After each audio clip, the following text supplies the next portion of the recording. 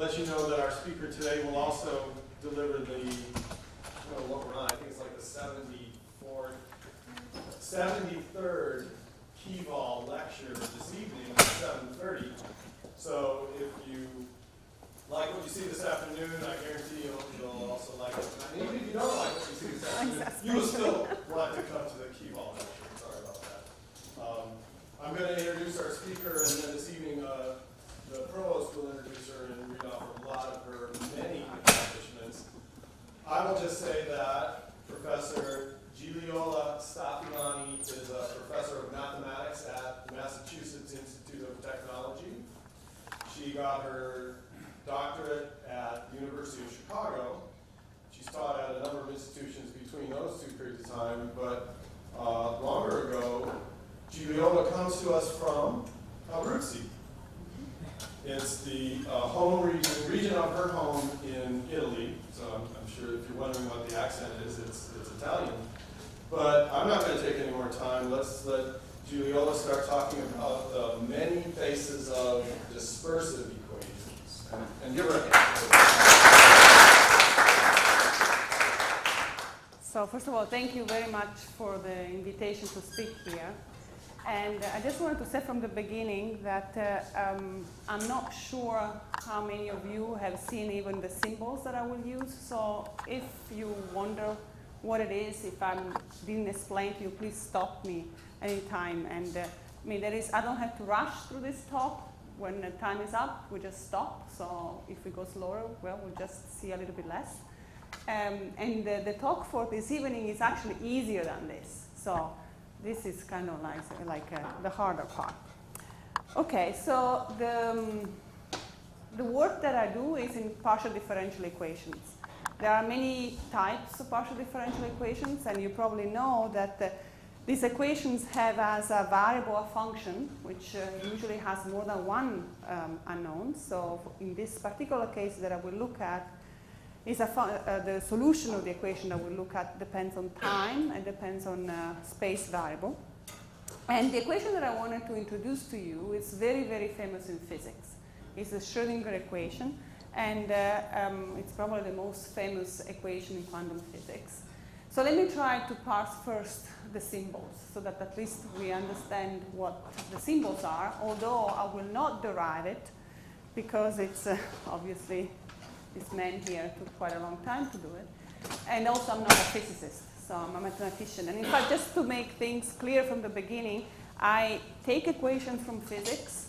Usually these equations cannot be solved in a closed form, so we don't have an explicit solution because there is a part of the equation which I will extensively talk about, which is the nonlinear part, that makes the equation really complicated. And so my job is, without knowing how the solution looks like, say properties for it. And in particular, this helps when you want to do numerics. Like of course, when you do numerics, you want it to stop at a certain point, depending on the power of your computer. So if what you see it's a real fact, I have to tell you whether that's true or not. It could be that there is some kind of errors. Whether the error could be absorbed or not is something that the theory does for you. So let me go through the symbols here. So this is I, the complex unit. This is partial derivative with respect to time. This is an evolution equation, so it depends on time. This one here is Laplacian, means that you take two derivatives in all the possible directions. So for example, in this case, I would be in RD. Think about R3, which is a real world, but I'm just going to abstract it and make it RD. U is going to be a function which depends on time. That's the first variable, t, and on the position. That's where we are in the world, 3D world. And it's a complex function, so it takes value into the complex number. The lambda here is just a constant. Think of it as plus or minus 1, but although it's innocently plus or minus 1, the sign of that constant really makes the problem very different. And I will talk a little bit more about that. What does this u represent? Well, it's a complex, u is a complex function. So let's take the absolute value of it. Now this is real, I'm squaring it. And this quantity represents the probability of finding a particle at position x at time t, basically.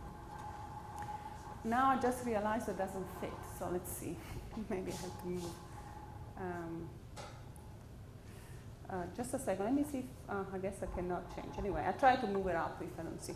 So I'm just drawing here the graph for the function utx. So in other words, this is like if I had taken a picture at time t of my solution utx. And what you see here is the graph in terms of x, just a function of x. So if time changes, of course, the graph will look differently because there is an evolution going on.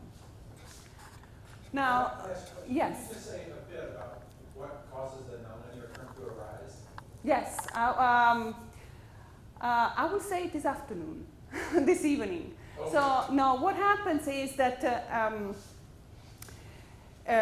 so the whether it's a cubic or other power, that's not important, but what happens is that there are some interactions between different wave scales. And that causes, depending what power, which type of interaction, 3-wave interaction gives you the cubic, and 4-wave interaction gives you quadratic, and that comes from that kind of physics, interacting waves. Now, what do this guy represent, this particular functions here? You can think of this as the intensity of a signal, for example, in a fiber optic type of object. Or you can think, and I will talk a little bit more about this, about the Bose-Einstein condensate. So what you see there, this now doesn't make much sense. I will talk this evening how you should think about it. But the Bose-Einstein condensate was something that was predicted by Einstein and Bose and Einstein, and describes what happens to a gas, very diluted gas, as you change the temperature from relatively high to the absolute zero. And actually, this type of phenomenon, the Bose-Einstein condensate, was proved in the lab by a couple of teams who received the Nobel Prize for that in the mid-90s. But the mathematics behind it, which I will not tell you because from a notational point of view is very complicated, it's governed by the Schrödinger equation, and the mathematics of that theory or conjecture that people had was just proved in 2007. So mathematically, so the phenomenon was seen in lab, but mathematically it was proved not too long ago, relatively short time ago. So now I'm going to go back to the equation, and because this equation comes from physics, it's not something that I woke up in the morning, I put together a bunch of derivatives. They will not have any structure. This comes from physics, so you should expect structure. And since you do not have an explicit solution, all you're going to do is try to find things that maintain the dynamics under control. Two of the structures that I want to consider are two conservation laws. The first one is the mass. So what is this guy? So what I'm doing is I'm going to take the density. What I said before in the previous slides is the absolute value of u squared is the density of particle times t. So if I'm integrating all of it, that means I take the whole mass. And that will not change. There is no source of, of any other particles in the problem, so that should stay constant, and that's a constant here. So it's independent of time. The other quantity, which is maintained constant, because it's an isolated system, is the energy. So the energy is made of two parts, the kinetic energy, I will go to that in a second, and the potential energy. And what you see in between is this lambda again. And remember, lambda is plus or minus 1. So in the kinetic energy, what you have is the gradient, so first derivative with respect to the directions, x, with respect to x, squared. Okay, there is 1/2 here, but never mind that. And then there is plus lambda, that was the lambda that you saw in the equation, this lambda here. And then this is the potential. And I'm going to consider here the cubic, which is the typical, more physical type of Schrödinger equation. And the cubic gives me a fourth order for the potential energy right there. So the kinetic energy K comes from the linear part of the equation, which is this guy here. So why is this linear? Well, there are no powers of u. It's u power 1. And when you don't see any other powers of u, that's linear. And what that means is that if I'm just solving this part, so I take I dtu plus Laplacian of u equals 0, just solving that, then if I have two solutions and I sum them, that's still solution. But when I also incorporate the nonlinear part, that's no longer true. If I have two solutions and I sum them, they are not solutions of the same equation anymore because the nonlinearity kicks in. The kinetic energy, though, is due to the, or is linked to the linear part of the equation, and the potential energy is linked to the nonlinear part of the equation. And this lambda here, if it's plus, well, then the energy is conserved, and these are always positive because this term is positive, this is positive. If I take lambda equals 1, that's positive. And that's called the defocusing case. And you expect pretty good behavior. But if here I have minus, then there could be interaction between the two pieces. So one could be dominant with respect to the others, and so the situation is way more complicated. We know a lot less mathematically. And there could be something called blow up. So something is just not going to exist anymore.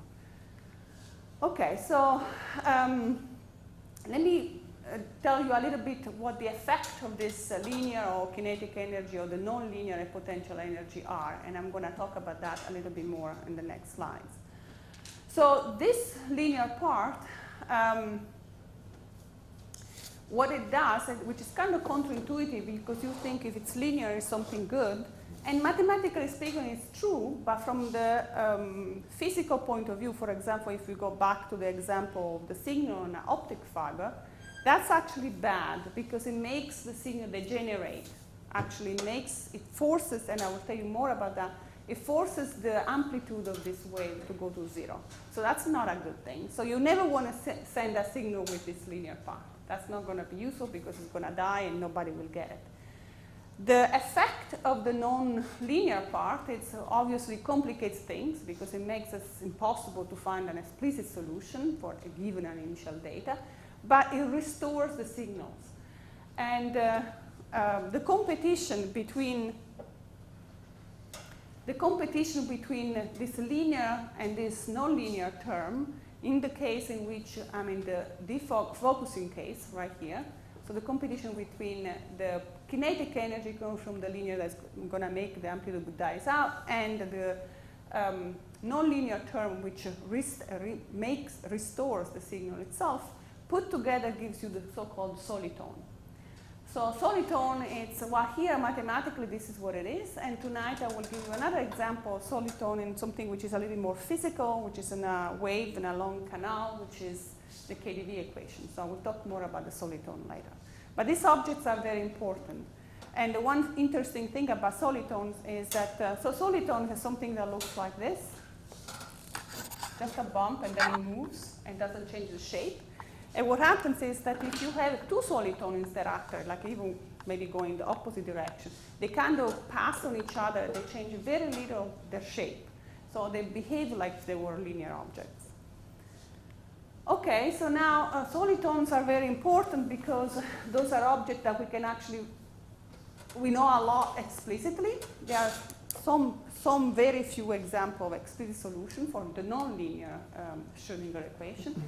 And it's important because there is a very famous conjecture that people have made, which says that any solution of the Schrödinger equation that are represented here with this complicated yellow profile should be written, that's why I have equal, but with the question, in quotation mark, in terms of sums of solitones, so objects like that, plus something which is very small, as infinity, as t goes to infinity.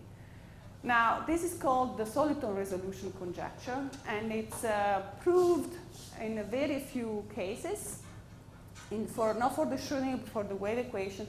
Lots of people are working on this. It's very hard. But it would be really nice to know whether it's true or not. So that's an example of a big open problem which a lot of people are working on. Okay, now let me tell you, so I said it here, when it's known. So if lambda were equals 1, so we are in the defocusing case, the conjecture is somehow trivial because we know in most cases, not all the time, but we know that as t goes to infinity, the solution shrinks. I mean, I was not explicit in what kind of size you want to talk about here. I'm going to go to that later. You have to measure it in the appropriate space.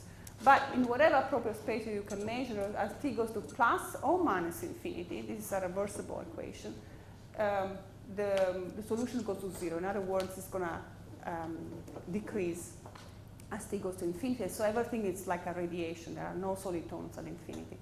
But if lambda is -1, so we are in the focusing case, we expect solitons, but just we don't know, except for the wave equation. And these people who worked on the Descartes, Koenig, and Mel, they worked for the wave equation. So it's completely open, basically.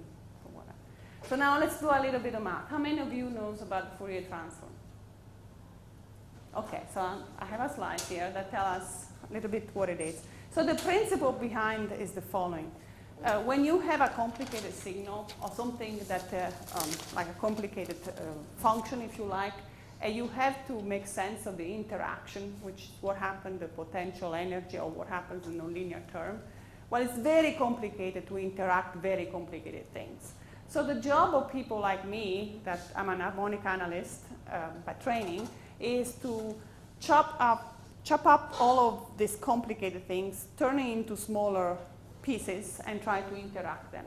So the Fourier transform, which here I wrote in RD, but it makes more sense, at least visually, to talk about it in the periodic case, which is something that we'll do tonight, basically tells you that if you have a function complicated, you can write it as a sum, in quotation mark, of sine and cosine with coefficient.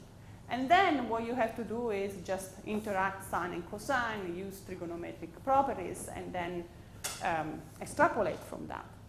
Now, when we are in RD, it's not quite sum of sine and cosine, but almost, because what I define here, the Fourier transform, so I'm going to call f hat of c. So I have a function f of x. Think about in R. I said here RD, but just think on a line, just the same. Then I'm going to define the Fourier coefficient of that function, which I identify as f hat of c, as the integral of f of x, and then this is e to the I xc. So if you write it explicitly, this is sine of xc, cosine of xc plus or minus sine of I sine of xc. So this is where the oscillation comes. And this this new function that I created has a lot of very good properties, and there is a very strong relationship between f and f hat. So here I put a little cartoon. So this is the complicated signal that I have to start with. Then there is some black box, if you like, that it changes into these complicated things into simpler ones, simpler functions. And then you can use them in order to do your analysis. I will talk more about the Fourier transform this afternoon. But for now, all you need to know is that if I start with a function f of x, I do this manipulation. Of course, you have to make sense that this interval exists and all of that, but I'm not going to go into it. And then if I define what we call the L2 norm of f to be exactly the integral of the absolute value of f squared and then square root of that, that's called the L2 norm. Then there is a very famous theorem called Plancherel theorem that says that the L2 norm of f in x is basically the same up to constant as the L2 norm of f hat. Of course, you measure it in different spaces because you change the variable. So here is with respect to x, and here is with respect to c. For me, here in the next few slides, c is the frequency and x is the position. And it's very important in this kind of problems to keep both pictures in mind, both what happens in the frequency space and what happens in the physical space. And the interaction between the two is usually what helps us doing the calculation. One last property that I wanted to mention is that what happens when I take the Fourier transform or derivative? Well, if you just go back and you look at the definition, you can see that the Fourier transform of the derivative is itself a function xc, and all it does is just multiplies by ixc. So if I'm taking the Fourier transform of two derivatives, what I get here is the multiplication of xc squared. So derivatives in the physical space translate into multiplication by polynomial in the frequency space. So then it's up to you if you want to deal with derivative, do integration by parts and things like that, or you want to deal with multiplication of polynomials and do some kind of polynomial algebraic stuff. It depends on what it is that you wanted to show. Okay, so this is going to be important in the next slide. So the derivative transform into multiplication of this polynomial. Now, I wanted to emphasize a little bit more what I said at the beginning, that if you have a solution of the linear part, that's not a good signal to send because it's going to die out. And I wanted to show you why that happened. So since this is something that I think, how many of you knows about differential equation, ODE? Okay, enough people. Well, I'm not going to ask questions, so just if you ever heard a little bit like that. So I go back to the linear problem. So you see here there is no more interaction. And I will show you, like in this slide, that you can solve this problem. So you have the linear equation, and then what I'm writing here, that's why I denote IVP, this is the initial value problem. Means that I'm giving you the equation that the V satisfies, and I'm telling you that times 0, I have an initial profile. U0x is just a function, a sign. So imagine you are surfing, you take a picture before you start surfing, that's your initial profile. And if you knew the equation, you will know how big that wave will get, but that's a very hard problem actually. But that's the idea, okay? So now we want to solve it. We want to solve what is V that satisfies this basically Cauchy problem. Okay, so what we're going to do is take this problem and hit it with the Fourier transform, all of it. Now, the Fourier transform is only with respect to the space, to the variable x, not the variable t. T is kept unchanged. So when I take the Fourier transform here, nothing will happen. Actually, the Fourier transform commutes with the derivative. So this guy will change into V hat dot. Dot means derivative t. When I take the Fourier transform of this, because it's two derivative, as I explained before, that gives you a polynomial IC squared. But now if you fix C, this is just an ODE with this initial value problem. I hope you recognize the ODE. In other words, this is I f hat plus this constant f equals 0. Solve the ODE, and you get that as a solution. So it's the initial data multiplied by e to the I t xc squared, because I xc squared is minus xc squared because the complex variable here. And so that's the solution. So as promised, we have an explicit solution. Now I do the inverse Fourier transform to go back from a frequency space to physical space. And doing the inverse Fourier transform just means that you had to multiply by e to the I xc with a minus in front. Not important. Now, this linear solution is going to be so important for us, also for the nonlinear problem, that I'm going to give a name. So I'm going to call it STU0. So this is called the Schrödinger group. So when this Schrödinger group acts on your initial data, spits out this guy, dtx, which solves this guy. Now, this is the Schrödinger equation in a special situation. You can actually write the same object slightly different, and I'm going to do it in the next slide. So I'm summarizing here what is the shape or the form of the solution of that initial value problem. And I'm just rewriting, except I'm putting the xc over here in front. Why do I do that? Because this ct that stays here tells me how fast the wave at frequency xc goes.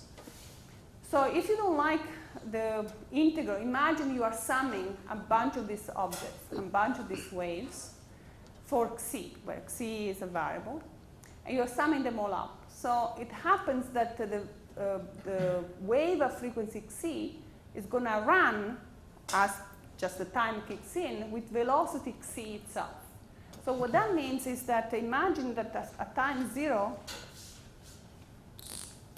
these are the frequency that you have. This is xc1, xc2, xc3, and so on. Then the equation kicks in. Then this one is smaller than this one. Let's say much smaller. And this is smaller than that. So this bump is going to go slower than this, and this is going to go slower than that. So when you see it, it's going to be like that. Right? So they go at different speeds. So what that means is that there is a spreading. So everything that was together at time 0, all kind of together, plugged together, as time moves, they will all move at different speeds, and so the size of, if you want, the amplitude of the wave is just going to decrease. So let me go back one slide. So this is really the phenomenon that happens when you throw a pebble in a lake. So suppose you have a very calm lake, and assume that the boundaries of the lake is very far from you, so it's not going to interfere anything. Throw the pebble, and then you see all these concentric waves. And you will notice that as you go towards the boundary of the lake, the amplitudes of these waves are going to just be smaller and smaller and smaller. Okay, all of this happens, it's not that the wave becomes zero because you have to conserve the energy. That's going to still be there if nothing happens. But it's the amplitude that's just going to be smaller. So that happens because this mechanism of spreading. If you want to see mathematically, well, there is another formula for the solution that actually comes from here. I'm not going to tell you how it goes, but it's the same solution. And forget this integral, this is not important, but the important thing is that in front you have 1 over t to the d over 2. So if we are in dimension 3, that would be t to the 3 halves. And if you let t goes to infinity, then that goes to 0. So again, the amplitude of the wave shrinks to 0. And this is called dispersion. And that's why we call them dispersive equations. Of course, if you have boundary, then the situation is different because you hit the boundary, you don't have time to shrink to 0, comes back, and all of that. But if you don't put the boundaries, then you have time. Now, the degenerative behavior of the linear solution, which I showed to you here, like if you let t goes to infinity, there is nothing left of the signal you want to send, is going to be restored when you put the nonlinearity in there. So the nonlinearity helps in rebuilding the spreading of this this kind of phenomenon that happens here. Okay, now let's go back to the total, the complete nonlinear problem, and there is also the nonlinearity. Like I said, this is some equation that comes from physics, and when people present equations, well, the first question you have to ask is, does this equation have a solution? If there is no solution, what good does it do to you to have come up with an equation? Not much. And that's not a simple question, actually, to ask, because where do you want to have the solution? Well, I said the quantity that are interesting for us coming from physics is the mass. So you have to start with an initial data which has a finite mass. And if you want, also finite energy. So those are the two quantities that you will start with. And saying that has a finite mass means that this initial profile has to be finite in the norm L2. Saying that a finite energy has to be, it tells you that these pieces make sense, so you have to be able to integrate in this way, but you also have to be able to integrate this fourth order interaction. So that's where you want to start. You want to start with a signal that has this quantity, mass and energy finite. And then you would like to say, if I have an initial profile, an initial wave that has mass and energy finite, I want to prove that there is a solution for this equation in later times. I also want to prove that it's unique, because if you have two solutions or more, you don't know which one to pick. That's kind of not a very well-posed problem. And you also want to show that there is some kind of stability, meaning if you make, especially for numerics, right? If you make a little error at the beginning, how much does it propagate? You don't want it to propagate too much, because otherwise it's not a good theory. All of that goes into the word well-posedness. So when I say I want to prove well-posedness for this problem, I mean exactly that: existence, uniqueness of solution, and some kind of stability. And the question of whether you have solution once you assume that the initial data has finite mass energy, it's actually very hard. And it's not been solved completely. And some of the most interesting results, I think I will show you one, has been proved like 2 or 3 years ago. So it's a very innocent question, but it's very hard to prove this kind of things. But let's try at least to see how we can prove them. You note that if I'm just assuming that the mass is finite and the energy is finite, I'm not assuming anything about the second derivative here. There is only one derivative, and then there is power. But here in the equation, there is a second derivative, which is the Laplacian.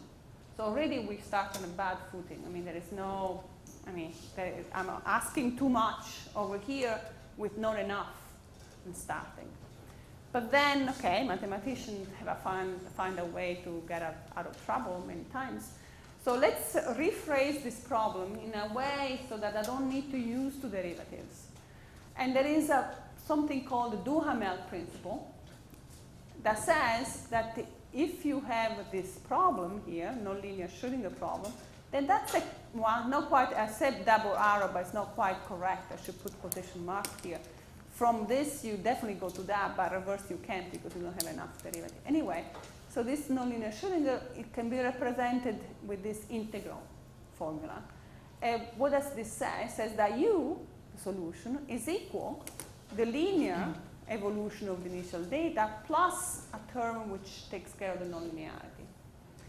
But of course, when I give you this formula, I'm just back at the beginning. Still, I don't know what U is. Why? Because I'm telling you that U is written in terms of U.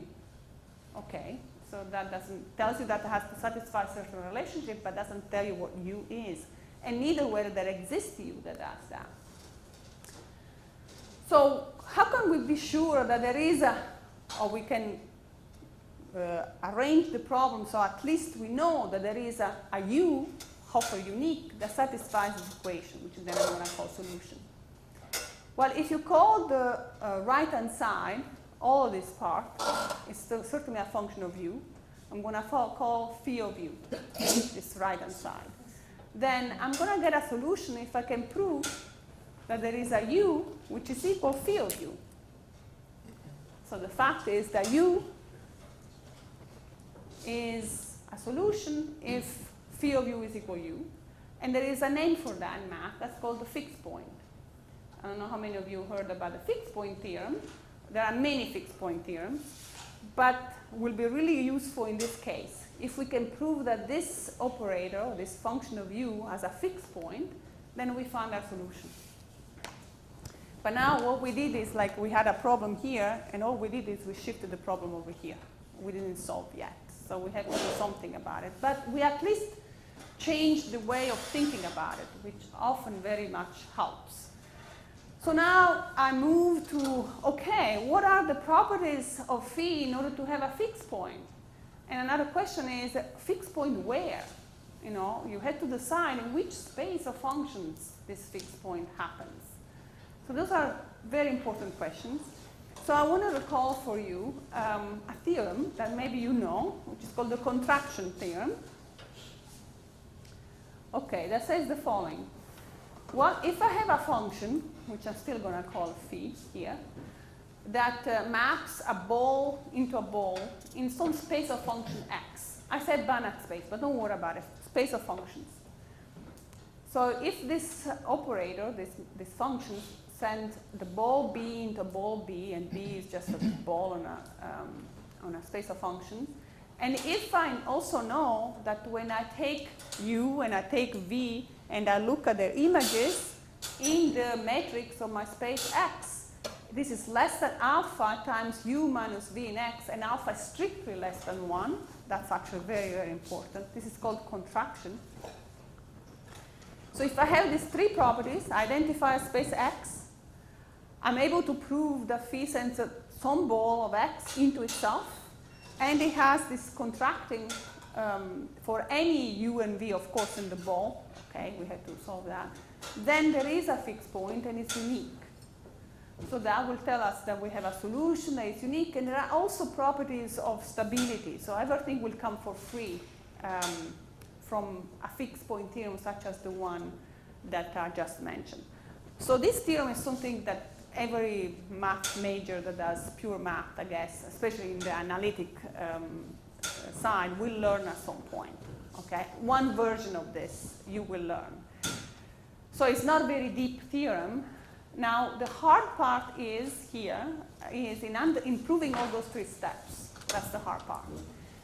And really the hardest is to understand what could be a possible space X in which I know what phi is. I have it over here. That's not an unknown, that's known. But what is a space of function X in which I can actually prove that that operator that I define satisfies those 3 points of contraction? Well, it turned out that in order to figure out what the right space is, and by the way, just this kind of argument, it was just brought in the mid-90s. It's not something that goes back to years and years ago, before people were solving in a more classical way. So the way you identify the x is by looking at this solution, which we already computed. It was very easy to compute through Fourier transform, and just kill it with all sorts of estimates. So I'm going to try to give you an idea of what of those are. Now, with the contraction method, you will show that in many cases, not in all, in fact, there are situations which you cannot do that, but you can show that there is a solution if you assume that you have small data or if you assume that you have small time. And these assumptions are made in order to make sure that you get this alpha here strictly less than 1. So that's how you achieve it, by taking a small time or taking a small initial data, so you have the alpha appearing there. And if you are in the defocusing case, then we go from the local, meaning small time, to global, large time, by being helped by the conservation of mass and energy when you can. I have to say, disclaim that that's not always the case. But in the case of the focusing case, that's not possible many times, because something will go wrong and some norm will go to infinity. So the focusing case is much more complicated, and also I put here a note only for those people that know about the rescaling here.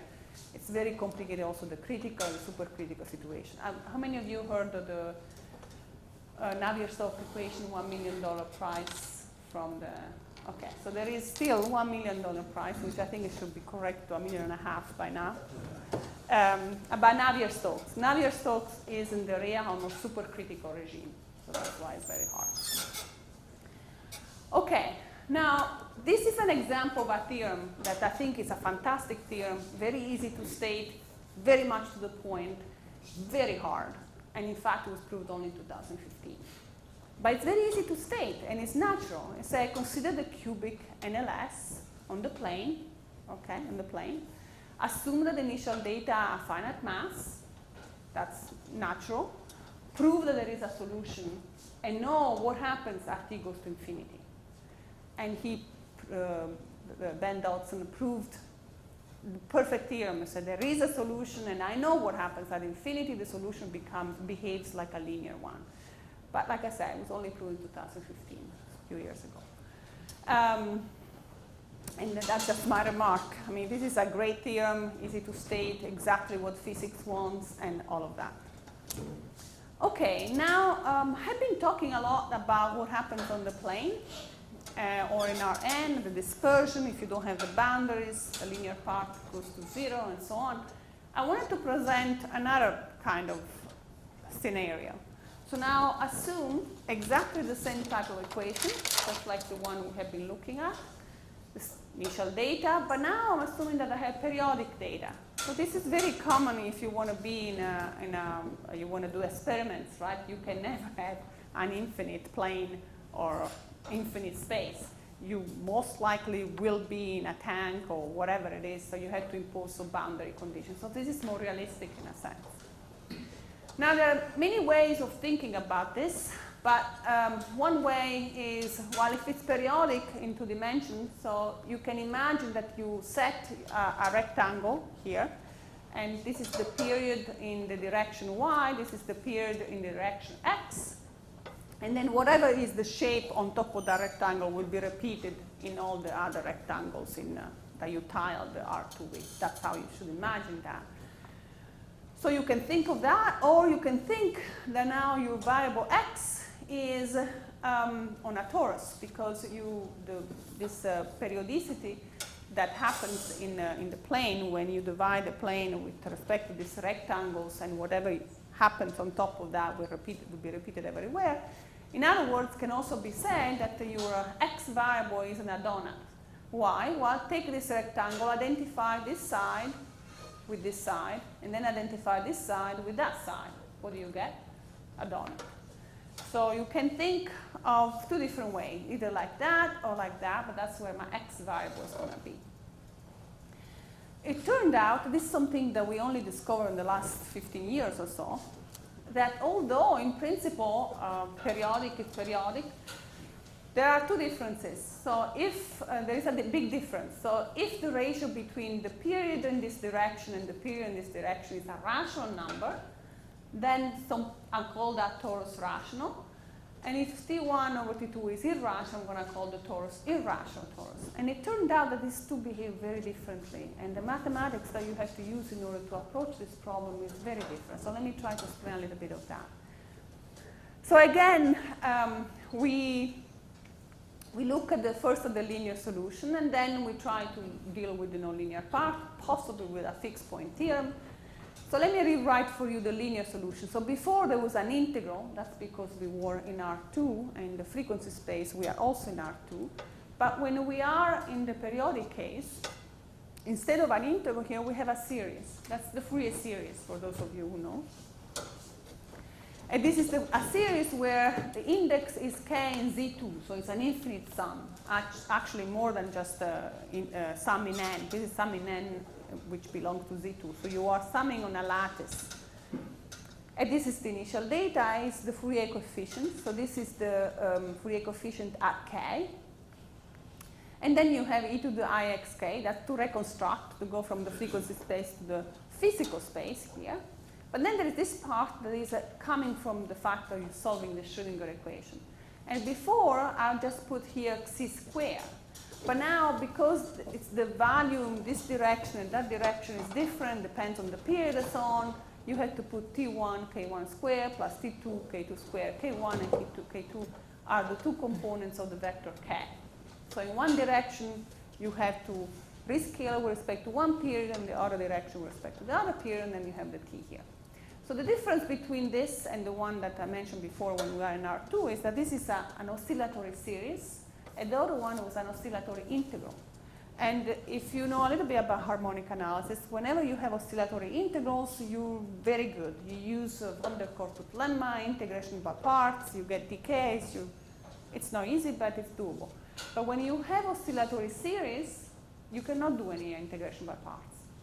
There's no integral there to integrate by parts. So all the stuff that people knew about the Schrödinger in a two-dimensional plane was not applicable here at all. So basically, until 1995, people do nothing about this problem, just because that's a sum instead of an integral. And then Bourgain came about. I don't know if you guys know, he's a field medalist. He worked in many different fields. And he looked at a sum and he said, well, this is an object that people in an analytic number theory study. And so I'm going to do that. And in fact, and I will talk a little bit more about this tonight, he considered the rational case. That's the only case that can be approached with analytic number theory, in fact. And he proved that by using some analytic number theory theorem, which is a theorem basically that tells you in how many ways you can write a square in a sum of squares. That's Gauss' lemma. Surprisingly enough, you might not think that that was something that one would use in PDE, but that's what happened. And by using that, it was able to do some estimates. But again, that was only when the torus was a rational torus. Okay, when T1 over T2 is a rational number. If it's irrational, there was nothing known until 2014. So it took like 20 years to get unstuck. And what happened was that actually these people, Bourgain and Demeter, didn't try to prove the Strickard's estimate in the periodic irrational. That was not their goal. They were trying to prove a conjecture, which is called the little L2 conjecture in harmonic analysis. And they, as a corollary, obtained the Strickard's estimates. And this is completely done in harmonic analysis, no number theory at all. But the interesting part was that later on, when they realized still the connection between the harmonic analysis part of the L2 conjecture, the little L2 conjecture, and the number theory, together with Guth in 2015, they were able to prove a very important theorem in number theory. This is called the Vinogradov mean value theorem, and I will state it tonight, in fact. So you see before, the analytic number theory was informing harmonic analysis, and now it's going all the way around. Harmonic analysis informing analytic number theory, so who knows where it will swing the pendulum next time. I think there's quite a lot to be done in this direction still. Okay, so now let me give you what is an example of another good theorem. And this is again Bourgain, he proved after he proved the streetcar estimate. And say again, consider the defocus in cubic periodic NLS, but now it's periodic. Originally it was only rational torus, now we can do for everything. Assume that the energy is finite. It's not enough to prove that, to assume that the mass is finite. In fact, we do not know whether, if our initial data has a finite mass, we have a solution. That's an open question. Seems very hard, and nobody knows. But if you assume that the energy, so you assume a little bit more, that the energy is finite, then there exists a unique solution. But in this theorem, we don't know what happened as t goes to infinity, this solution. When we are in 2-dimension R2, we know that the solution as t goes to infinity starts behaving like a linear one. But in the periodic case, we don't know because there is effects from the boundary that mess everything up. So let's see, what time is it? 2 minutes, perfect. Okay, so then there is another question that people have been working a lot here in order to try to get some kind of understanding of what happens as t goes to infinity. And this, I'll give you just a little bit of an example, like a very brief example of how one might look at this guy.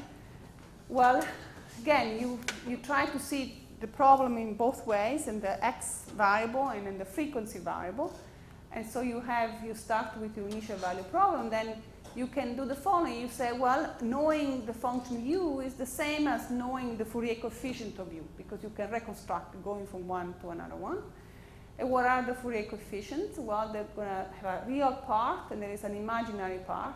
And it turned out that if you now try to understand what is the equation that the AK, this vector, infinite vector actually, AKT and BKT satisfy, when they satisfy this. And if you go and look at the literature, you see that that's a very famous kind of system. It's called Hamiltonian system. And this Hamiltonian system, unfortunately, is infinite. So it's very hard to study. You cannot use much the dynamical system stuff. And okay, so then I'm going to just finish with a question. If you want to know the answer, there is in the back stuff. So one of the questions that we wanted to understand now as t goes to infinity, because we know that the dynamics is a lot more complicated because the boundary terms, is if I start with something like this, just like I said before, if I start with something which is all localized, everything together, all the frequency kind of smashed together, as t goes to infinity, do I get some kind of spreading at infinity? Is it going to go for a large frequency?